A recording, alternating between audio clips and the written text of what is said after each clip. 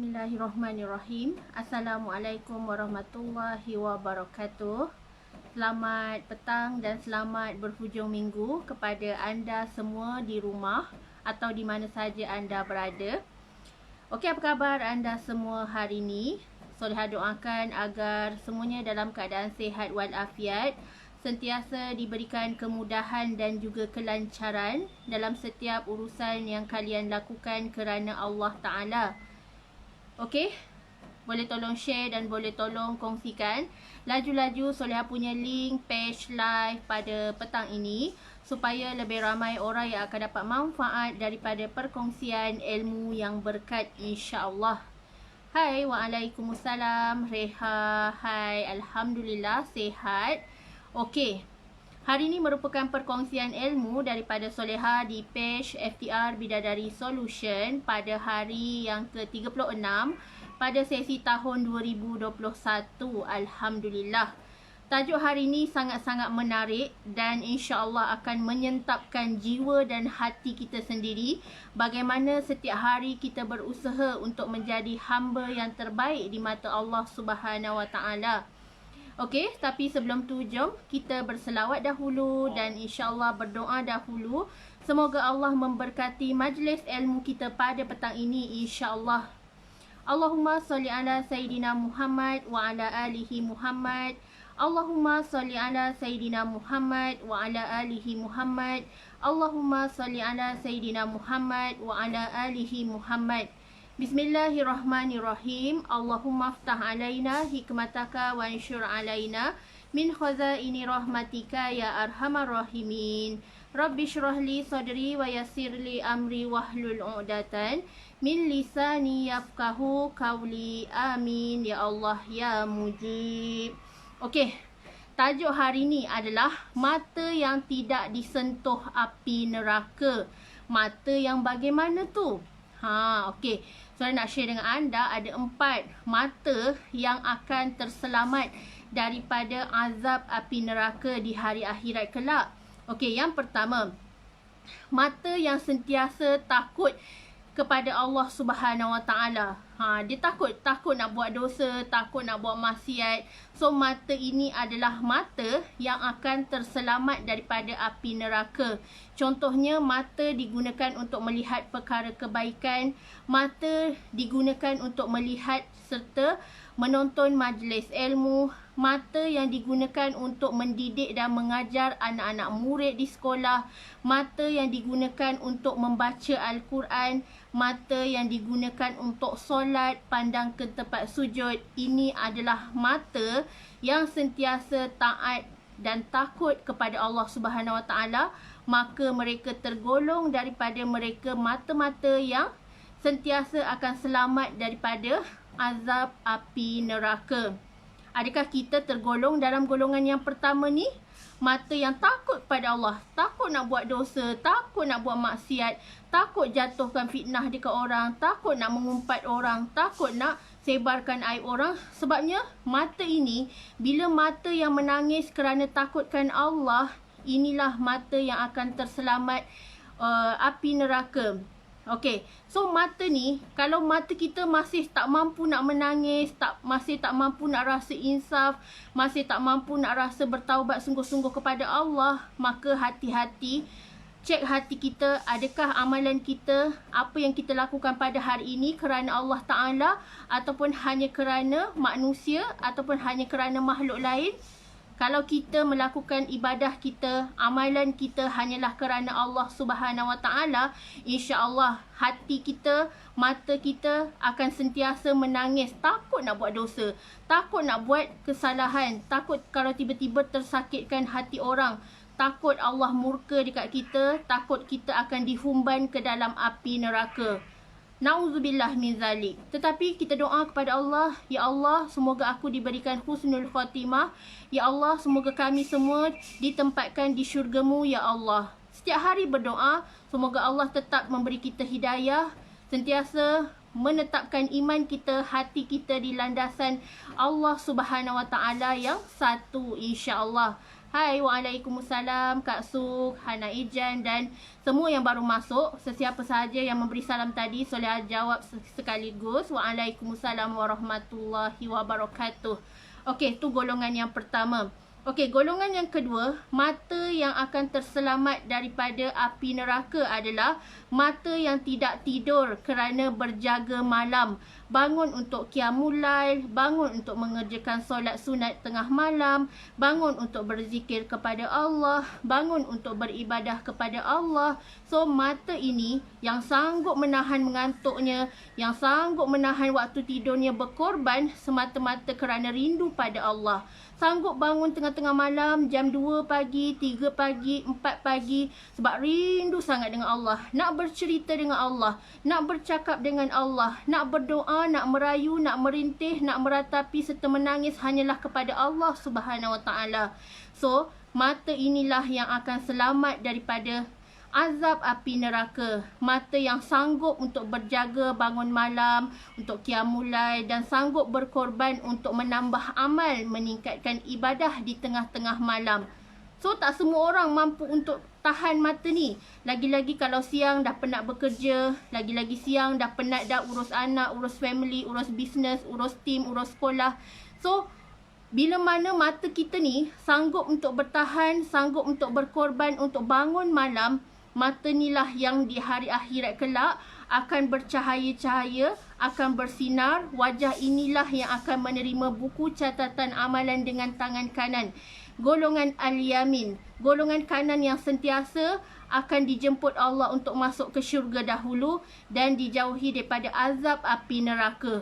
So, soalnya kita hari ini, adakah kita bila malam sebelum tidur, ada tak kita niat, Ya Allah, kejutkan aku untuk aku bangun tahajud.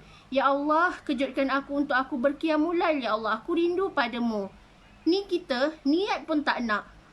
Lainlah kalau kita ni memang tak niat, memang tak nak bangun solat, kita dah niat and then tiba-tiba Allah tak kejut kita, mesti ada something wrong. Seperti dalam buku formula tarik rezeki, di mana hukuman yang paling berat daripada Allah Subhanahu Wa Taala adalah kepada hamba-Nya yang nak bangun malam, yang nak bangun buat solat tahajud tetapi Allah tak nak kejut dia. Ini adalah hukuman yang paling berat. Antara faktor kenapa kita susah nak bangun tahajud, susah nak bangun malam, kerana diri kita banyak dosa. Diri kita semakin jauh daripada Allah. Diri kita banyak benda yang kita salah dan banyak benda yang kita masih belum clear. Lagi-lagi soal hati, lagi-lagi dosa kita belum diampunkan oleh Allah Subhanahu Wa Taala, maka terjadilah hukuman yang paling berat. Kita susah nak bangun tahajud, kita susah nak bangun malam. Kita nak buat solat tahajud, nak buat qiyamul lail, tetapi Allah tak izinkan langsung pun untuk kita bangun. Tetapi hari ini, andai Allah kejutkan kita, contohnya baby nak bangun, nak menyusu, baby tiba-tiba anak kita yang kecil nak bangun, nak pergi tandas, nak buang air. Allah kejutkan kita antaranya melalui cara-cara begitu. Kadang-kadang kita dah niat kat hati, Ya Allah, teringin sangat nak bercakap denganmu, Ya Allah, teringin sangat nak bangun buat solat tahajud. Kita dah terlintas dekat hati macam tu pun, mudah sangat Allah kejut kita untuk bangun tahajud. Jam 4 pagi tiba-tiba kita rasa nak buang air.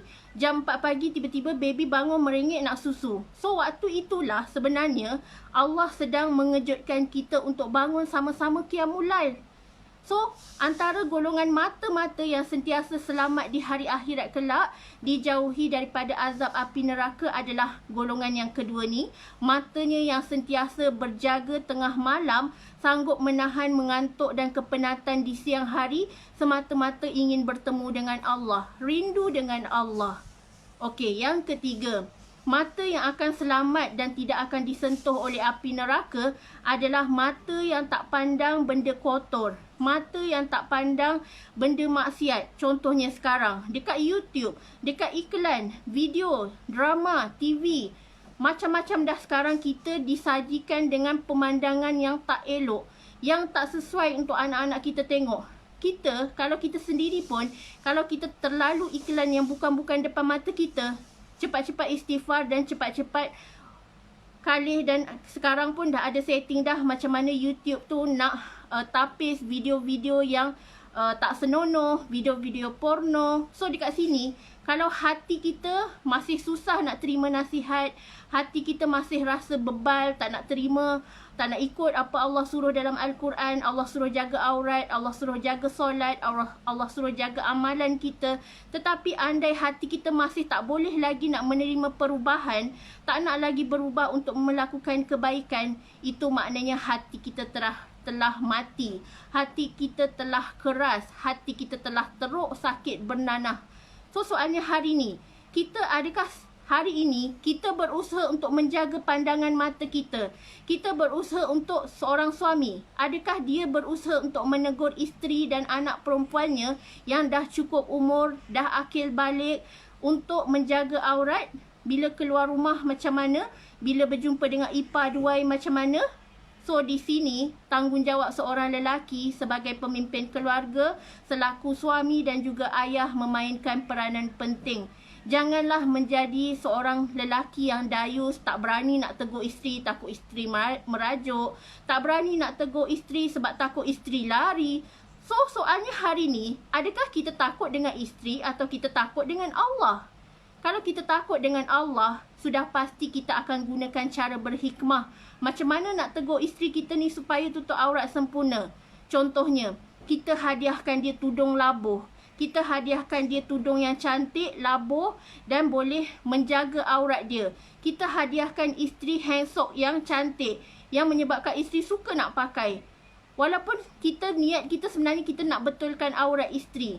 Niat kita sebenarnya kita nak betulkan aurat anak-anak. Tetapi cara kita, cara halus, cara berhikmah supaya tak ada menyentuh serta menyakitkan hati sesiapa, kita buat cara dengan cara yang Allah redha, cara berhikmah. Hadiahkan tudung, hadiahkan baju longgar, hadiahkan stokin, hadiahkan handsok untuk orang-orang tersayang kita, supaya nanti di hari akhirat mata ni tidak terbakar kerana sengaja menyebarkan aurat, tidak terbakar kerana memandang sesuatu yang tidak baik, memandang sesuatu yang Allah murka, memandang maksiat. So mata ini akan terselamat daripada api neraka. Jadilah seorang muslimah yang solehah, yang pandai menjaga aurat, yang tahu menjaga kehormatan diri hanyalah kerana nak capai redha Allah. Bukanlah kita hidup dekat dunia ni, kita nak tunjuk kecantikan kita, kita nak orang puji kita, kita nak orang lambung-lambung kita. Sebabnya kita lebih mengharapkan perhatian manusia. Kita lebih mengharapkan pandangan orang daripada pandangan Allah Subhanahu Wa Taala. Itulah masalah yang terjadi masa kini.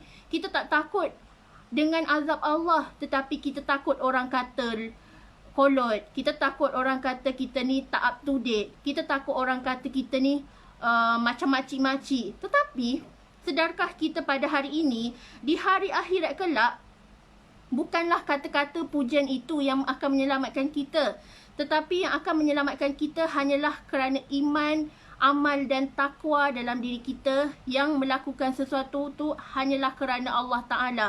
Kita bercantik-cantik untuk suami. Kita kemas dan memakai pakaian yang bersih untuk Allah redha. Sebab Allah juga sukakan kecantikan. Allah itu cantik dan Allah sukakan kecantikan. Allahu jamil. Wallahu yuhibbu jamal.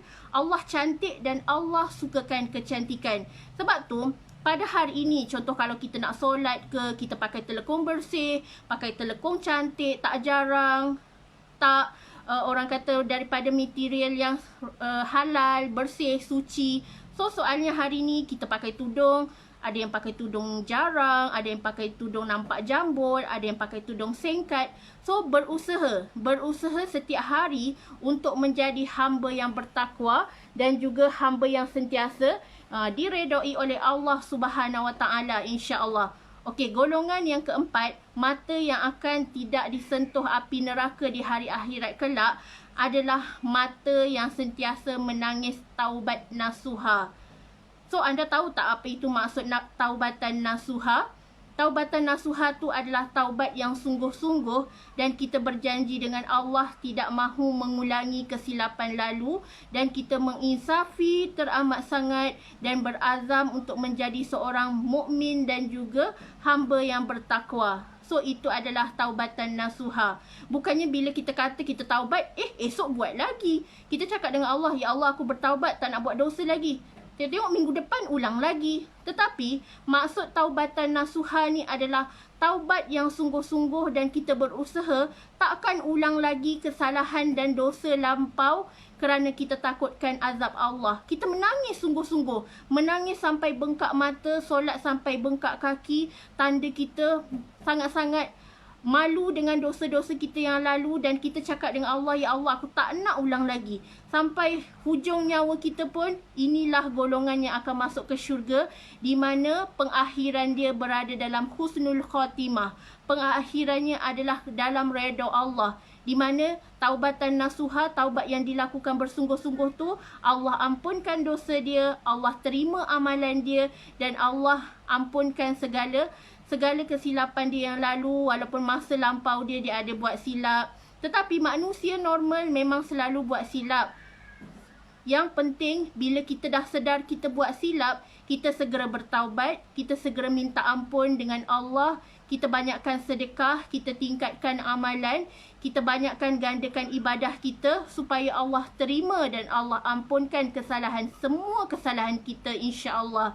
Sebab itu kita tak berhak nak hukum orang. Mentang-mentang kita tahu sebelum ni dia teruk, mentang-mentang kita tahu sebelum ni dia banyak dosa, kita tak ada hak nak judge dia. Sebab orang yang kita kutuk, orang yang kita anggap banyak dosa pada masa lampau, mungkin itulah manusia yang paling dimuliakan Allah. Itulah manusia yang dipilih Allah untuk masuk ke syurga. Sebab tu kita yang kita rasa kita yang baik ini, kita rasa diri kita baik ini, tak semestinya kita akan masuk ke syurga. Sebab sangkaan hati kita, kita anggap kita masuk syurga, sampaikan kita sanggup menerakakan orang. Tetapi di hari akhirat kelak, hanya Allah yang layak menilai. Dan tugas kita manusia adalah sentiasa menambah ilmu, iman dan amal supaya kita tak terpesong, supaya kita tak hanyut dengan ujian-ujian dunia dan fitnah akhir zaman, insya-Allah. Okey, semoga bermanfaat perkongsian Solehah hari ini. Solehah minta maaf atas salah silap, apa benda yang tersasul dan terkasar bicara. InsyaAllah kita berjumpa lagi esok di sesi sharing ilmu tajuk yang lain pula, insyaAllah. Semoga bermanfaat. Solah doakan agar anda semua kaya berjaya dunia akhirat dan sentiasa mendapat redha Allah, dimasukkan ke dalam syurga tanpa azab, tanpa hisab, insya-Allah. Amin ya Allah ya Mujib. Okey, wabillahi taufiq wa hidayah. Wassalamualaikum warahmatullahi wabarakatuh.